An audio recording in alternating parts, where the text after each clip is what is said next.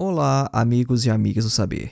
Neste episódio de hoje, nós vamos falar sobre o fetichismo da mercadoria. A análise de Marx sobre o fetichismo da mercadoria é uma das passagens de maior relevância filosófica em O Capital.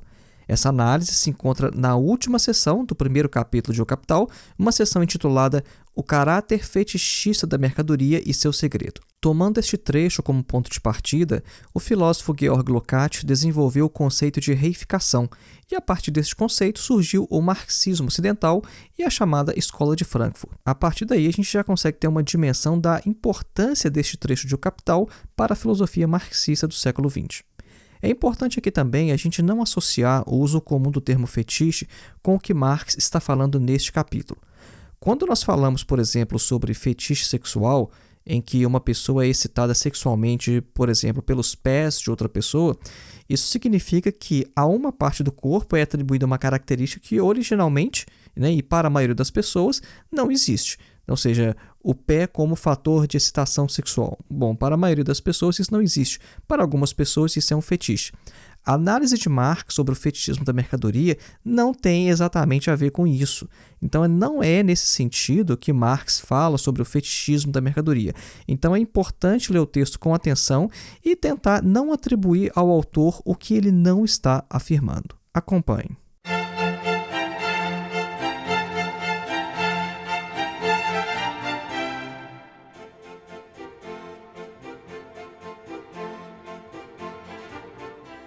E antes da gente iniciar, um breve recado: faça sua inscrição em nosso curso de Introdução à Filosofia, dos Pré-Socráticos a Sartre.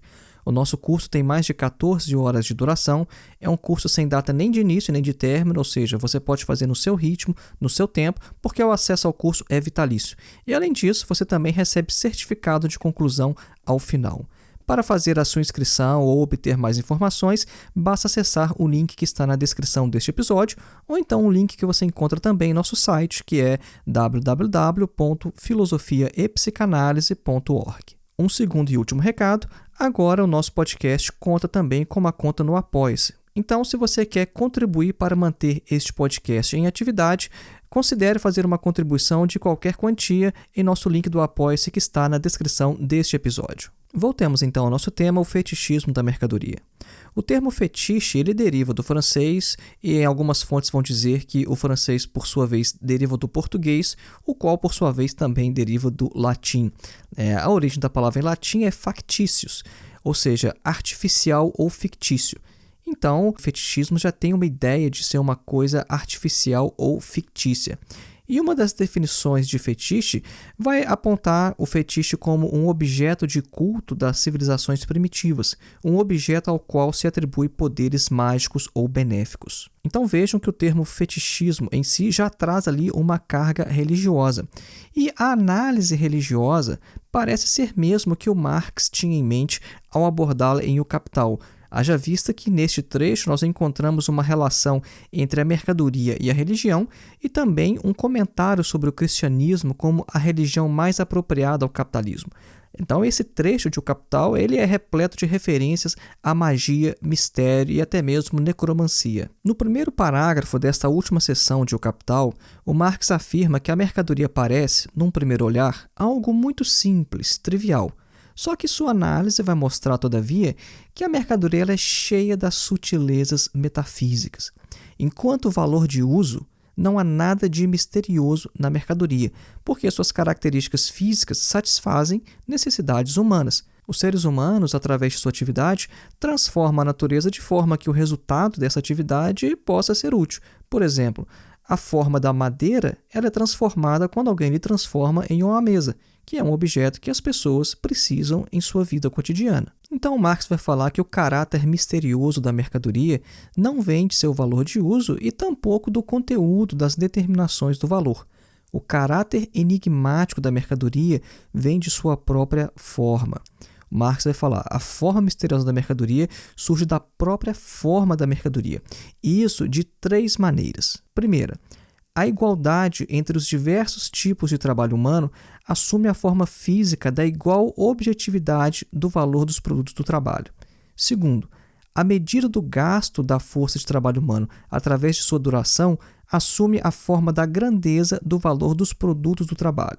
E terceira, as relações dos produtores assumem a forma de uma relação entre os produtos do trabalho. Esses 3 aspectos podem parecer um pouco complicado num primeiro momento, ainda mais apenas ouvindo isso em um episódio de podcast, mas o importante aqui é o seguinte: o caráter misterioso da forma mercadoria consiste, aí abre aspas para o Marx, simplesmente no fato de que a mercadoria reflete as características sociais do próprio trabalho dos homens como características objetivas dos próprios produtos do trabalho. Fecha aspas. O que nós falamos naqueles 3 pontos e falamos agora nessa citação do Marx é o seguinte: aquelas coisas que são características sociais, elas aparecem refletidas na própria mercadoria.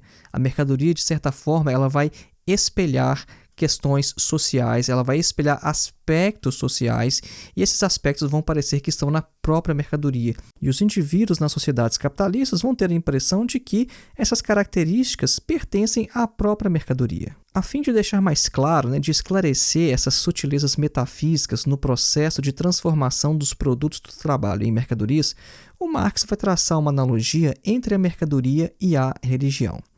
Ele vai dizer o seguinte: olha, na religião, os produtos do cérebro humano aparecem como figuras autônomas, hipostasiadas e possuindo uma vida própria. E nessa forma, eles entram em relação com os homens e também entre si. Isso aqui o Marx está se baseando em Feuerbach. Isso aqui eu chamo a atenção por uma questão bem interessante. Aqueles que acham que o Marx ele abandonou a filosofia e depois se tornou um Marx cientista, um Marx que vai apenas analisar de maneira descritiva o capital, bom, isso não tem nada a ver. Nós vemos aqui em O Capital que o Marx ainda está repleto de reflexões filosóficas. E embora ele não cite nominalmente o Feuerbach, o que ele está fazendo aqui é operando com categorias que ele trouxe de Feuerbach décadas atrás. Então ele vai falar o seguinte: olha, no mundo das mercadorias acontece o mesmo. Inicialmente, as mercadorias elas provêm dos próprios homens. As mercadorias então se separam destes e se relacionam tanto entre si quanto com os próprios homens. No mundo da religião, assim como no mundo das mercadorias, opera o processo de alienação, no sentido de que há uma exteriorização do homem em objetos nos quais ele posteriormente não mais se reconhece. Neste trecho é muito clara a influência não apenas de Feuerbach, mas também de Hegel, que foi quem desenvolveu esse conceito filosófico de alienação neste aspecto. O Feuerbach fez uma aplicação deste conceito no campo da religião. Em sua principal obra, A Essência do Cristianismo, o Feuerbach pretende demonstrar que o cristianismo é a forma mística e alienada do próprio homem. É por isso que ele vai afirmar lá que o segredo da teologia é a antropologia. O Feuerbach ele faz a religião retroceder ao firme solo da experiência, mostrando que Deus é uma projeção das maiores qualidades do gênero humano, entendido como ele diz no alemão de Gattungswesen. Então, o conhecimento de Deus para Feuerbach seria o autoconhecimento do homem. E o movimento de Marx aqui no Capital também vai nesse sentido. O segredo da mercadoria são as relações sociais entre os homens. Só que os homens não percebem, no entanto, as relações entre si. O contato dos indivíduos uns com os outros no capitalismo se dá através principalmente das mercadorias. As relações dos diferentes tipos de trabalho só aparecem mediante a troca dos produtos de seu próprio trabalho. Inicialmente são objetos de uso e depois eles são tornados mercadorias. Ou seja, os produtores eles não percebem as relações sociais de seu trabalho social como que realmente são, isso é, como relações sociais imediatas entre os indivíduos. Tudo aparece invertido, então. As relações entre as pessoas são relações coisificadas e as relações entre as coisas são relações sociais. Nós sabemos que este trecho pode parecer um pouco mais difícil num primeiro momento, então nós vamos dar um exemplo para deixar mais claro. Este relacionamento entre os produtores, que é tornado oculto pelas mercadorias, fica mais claro quando a gente tenta compreender, por exemplo, a origem do que a gente consome cotidianamente. Num primeiro momento, quando a gente tenta explicar, por exemplo, a origem de um simples pão francês, a gente pode dizer que o nosso pão veio de uma padaria que foi adquirido através de uma troca em dinheiro. O comerciante nos forneceu o pão em troca de algumas de nossas moedas. Mas nós devemos levar a questão mais a fundo. Como que o pão foi produzido? De onde vieram os seus ingredientes? Seguindo nessa trilha de investigação, a gente vai descobrir toda uma complexa cadeia produtiva que vai nos remeter do padeiro ao agricultor na produção do trigo, o qual, por sua vez, ele faz uso de máquinas e ferramentas que, por sua vez, também foram produzidas por outros trabalhadores em uma fábrica metalúrgica. E nessa fábrica o processo se repete. O aço, o minério, o cobre e outras matérias-primas também foram extraídas da natureza por outros trabalhadores, de modo que a cadeia parece não ter fim. Então, cada um dos trabalhadores que encontramos nesse processo também consome, por sua vez, aquele mesmo pão francês do qual partiu a nossa investigação. Por isso que o Marx e Engels afirmam que o capital é um produto social e que, em última análise, o capital só pode ser colocado em movimento pela atividade de todos os membros da sociedade. Eles afirmam isso no Manifesto do Partido Comunista. Então, o caráter fetichista do mundo das mercadorias surge do próprio caráter do trabalho social que produz mercadorias. Então, vamos repetir. De onde surge o caráter fetichista do mundo das mercadorias? Do caráter do trabalho social que produz mercadorias. Isso é importante a gente salientar, a gente enfatizar, porque em outros modos de produção a coisa não se passa dessa forma. Então Marx ele inclusive fala o seguinte, olha, todo o misticismo do mundo das mercadorias, o qual encobre em névoas os produtos do trabalho devido à produção de mercadorias, esse misticismo ele desaparece tão logo o comparamos a outras formas de produção. E aí ele faz uma comparação entre a produção de mercadorias no capitalismo com uma sociedade imaginária, que é a do Robinson Crusoe. Então Marx, de maneira bem irônica, é um trecho que eu acho até engraçado, ele fala o seguinte, olha, como a economia política ama Robinsonadas, então vamos analisar primeiro o Robinson em sua ilha. Então essa referência aqui é aquele livro, aquela obra Robinson Crusoe. O Robinson ele vai parar numa ilha isolada, deserta, ele fica lá inicialmente sozinho, ele tem que praticamente reconstruir a civilização ali sozinho, ele começa primeiro apenas tentando sobreviver, depois ele arruma um escravo, que é o Sexta-feira, e etc. Então quem conhece a obra já tem ali a referência. E ele sempre usa esse termo Robinsonada, porque ele fala que a economia política ela sempre parte do indivíduo isolado, tal qual Robinson Crusoe em sua ilha, e a partir dali vai tentar fazer análises econômicas. Então ele fala o seguinte no Capital, olha, então vamos fazer uma Robinsonada aqui, como a economia política adora fazer. Então ele fala, olha, o Robinson ele tem necessidades em sua ilha, e para isso ele precisa executar trabalho útil de diferentes tipos, como por exemplo, ele tem que produzir ferramentas, ele tem que domar alguns animais, tem que pescar, caçar e etc. Então a própria necessidade vai impelir o Robinson a dividir o seu tempo em diferentes funções. E todas as relações entre o Robinson Crusoe e as suas coisas, elas são simples e claras, e nelas já estão contidas todas as determinações essenciais do valor. Então, para que servem as coisas que o Robinson tem? Bom, para a sua subsistência. Então, todas as coisas têm um valor de uso para ele. Agora, elas têm algum valor de troca?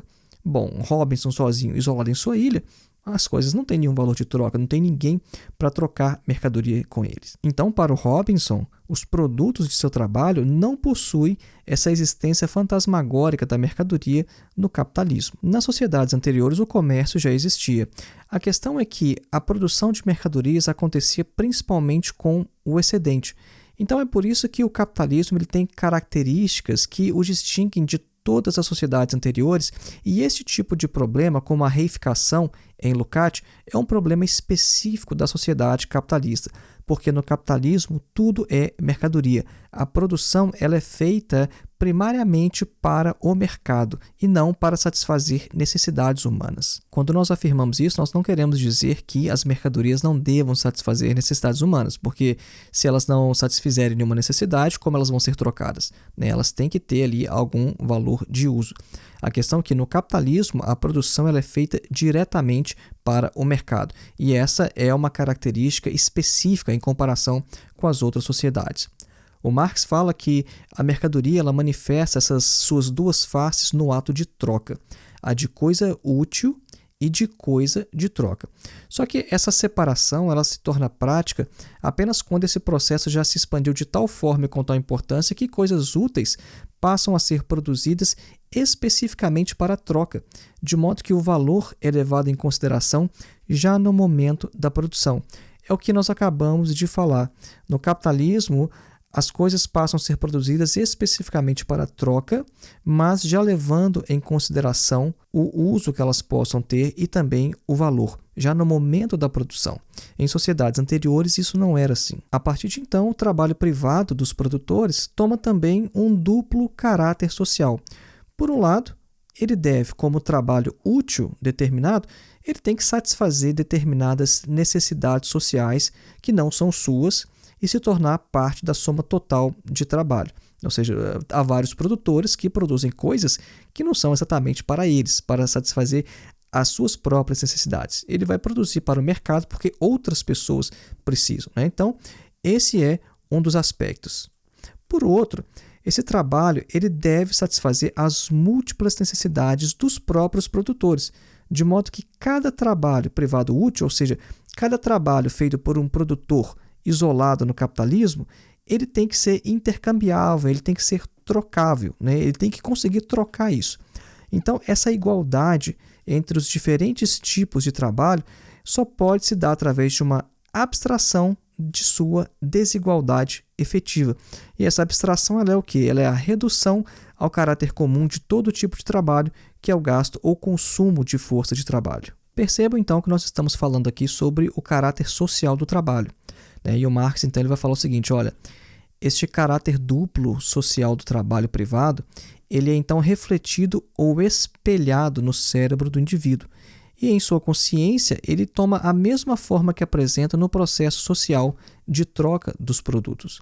O caráter socialmente útil do trabalho privado do indivíduo, ele aparece na forma de que o produto do seu trabalho ele tem que ser útil para os outros, e o caráter social da igualdade dos diversos tipos de trabalho se reflete em sua consciência na forma do caráter comum enquanto valores dessas diversas coisas materiais que são os produtos do trabalho. Não se desespere se você não estiver compreendendo alguma parte dessa discussão. Este é um dos trechos mais difíceis de O Capital e é um trecho que exige muitas leituras. Então vamos dar uma breve pausa de alguns segundos e vamos voltar com alguns exemplos logo após.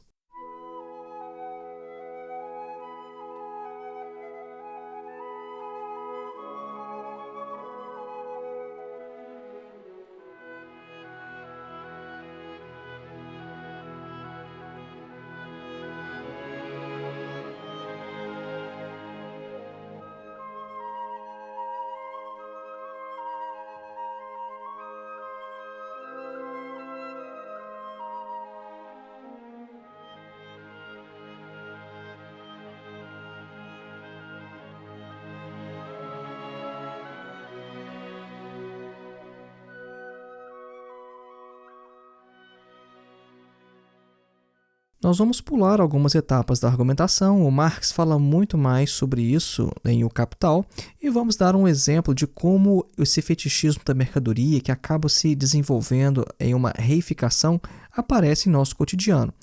Por exemplo, nós vemos algumas expressões nos noticiários, dando conta que, por exemplo, o mercado reagiu bem ao fato de que um determinado político foi preso ou de que um determinado ministro tomou determinada medida econômica, etc. Só que esse tipo de expressão, tipo o mercado reagiu bem, ele não causa à maioria das pessoas a estranheza que ele deveria causar.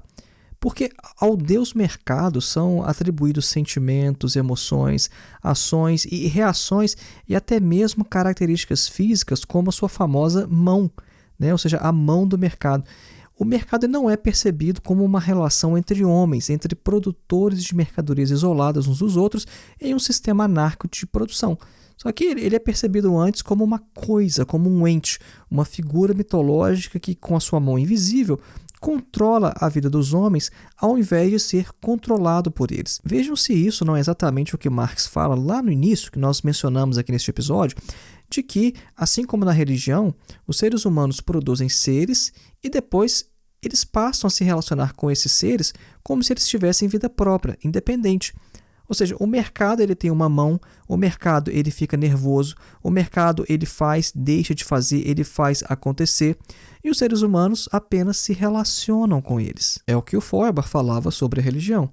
Os seres humanos criam os deuses e junto aos deuses também várias outras entidades míticas, como por exemplo anjos e demônios, e passa a se relacionar com esses como se tivessem uma existência independente. É a mesma coisa que se faz com o mercado.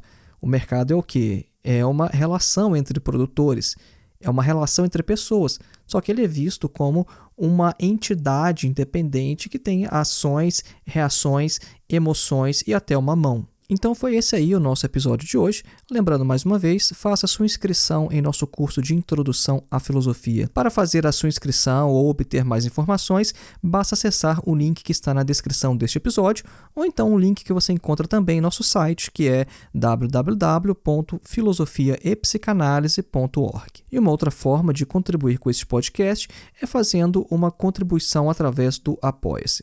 Um grande abraço e até a próxima.